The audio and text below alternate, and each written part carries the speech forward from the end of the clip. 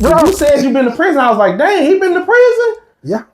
And I came up in the neighborhood. I was fortunate enough not to go that way because I was running around with the wrong people, and I stood in front of a judge. He was like, if I see you again, you going that way. Yeah. And by the grace of God, I never caught I just was like, I'm through with this. Yeah. And I just went on and, with life. So let's talk about you going to prison. Mm-hmm. And I don't know if you ever put that out there or if you want to put that out there. Because I seen you said something. You was like, something I did. I wish it wouldn't happen. Right. Are you willing to speak about that? I am. I'm not gonna go too much into. You ain't gotta go too much. Like it's but I give the overall. Like, what was your charge or something like that? You know what I mean? When I was young, and when I say young, I mean like after the age of 15. Mm-hmm. I grew up with both my parents. I had both my parents in my house. Right. Grew up wanting to be a police officer. Mm-hmm. Follow behind my father's footsteps. Okay. My father was my best friend. Right.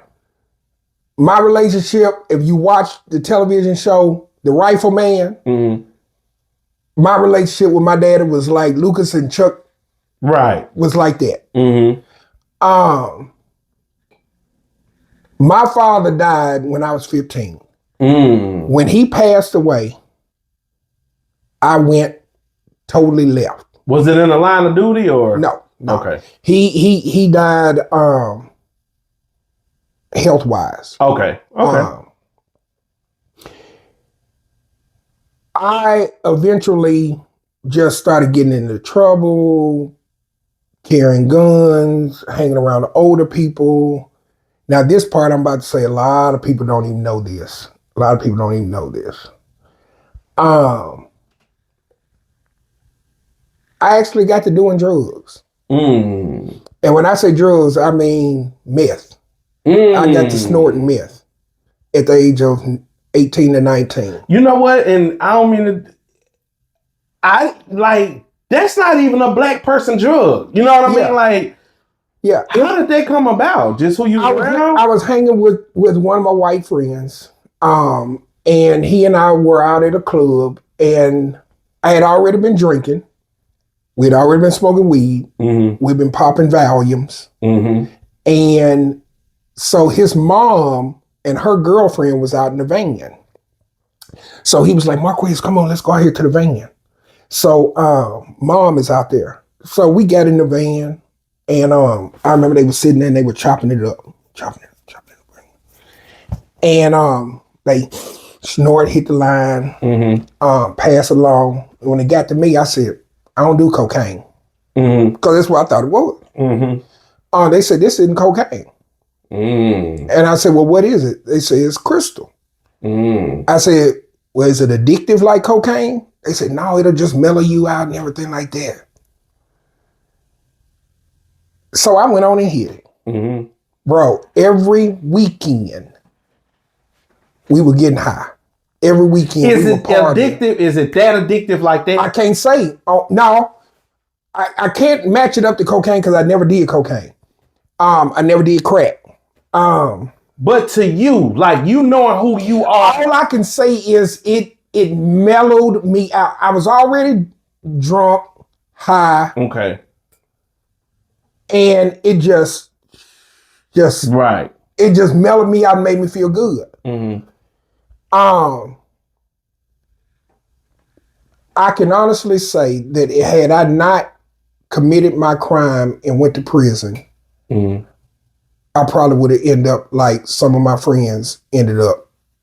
Just strung out. Yeah, strung out or dying from it or yeah. I think I would have.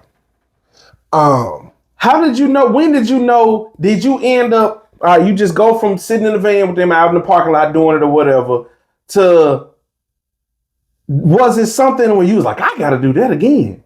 Yeah. Was it just like that? Yeah, it was. It really honestly was. It was I mean when I hit it and it was like Like, damn, this is good. Cause I never did. Okay, I never did any hard drugs. I mean, back in the day, we popped pills and smoked weed and stuff like that. But I always wonder, like, that addiction. Is it something that you feel? I always say, you know what? I could stop this right now. Was it just that? I didn't want to. You didn't want to. Okay. I was having fun. I was out stealing cars. Yeah. I had one homeboy that was a Crip. One homeboy, and this was in '92. So that's like that was when Banging in Little. That's like right before Banging in the Rock really. That was when it was bad. That was when we was like the murder capital at one point. Yeah, one close to it. I had one homeboy that I was close to that was a Crip. One homeboy that I was close to that was a Blood, and they were cousins. We stole cars together. We G-Rode around Little Rock in them. I mean, actually going to the car lot, stealing cars and riding around Little Rock like they eyes. Right. I'm hanging with the older crowd. I'm partying. I'm going out to the clubs. I didn't say fuck school. Right. I ain't even went back to school. Damn. Because I moved out of my mama's house when I was 17. Okay. But I had a job. Right. But it wasn't no mama that telling you, boy, you better get. No. You just out there. No. And there was no male figures in my life that were. Did you have older brothers? I know you said. I did. My next to the oldest brother, he 3 years older than me. So he was like 21, 19, 20, 21, 22, somewhere up in there. He was off at college. He went to Henderson State in Arkadelphia. So he was off at college. My next to the oldest brother on my father's side, he was in Atlanta somewhere. He had served in Nam. Okay. So, and then my other brother, the oldest one, he thought he was a pimp and everything, and he was in prison himself. So you just never had nobody be like, boy, get it together. Put a foot in my ass. Yeah. No, I didn't have that. And I think that's the problem with these younger boys now that's 15, 16, 17. And basically the streets raised me. But I never was ever affiliated with a gang. I did not. I did not see myself as needing that. Right. But so after I did that, so what happened with as far as your charge? Yeah, that's what I get to.